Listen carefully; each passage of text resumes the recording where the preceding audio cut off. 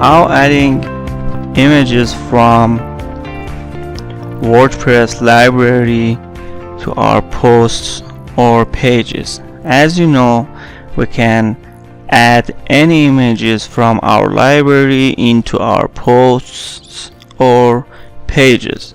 So let's create a new post. To insert an image, you can first create a block on your WordPress post or page and click on image. After that, you can go to media library and choose a file to upload, or choose a previously uploaded file from your media library and just click on select. As you see, your image appears here.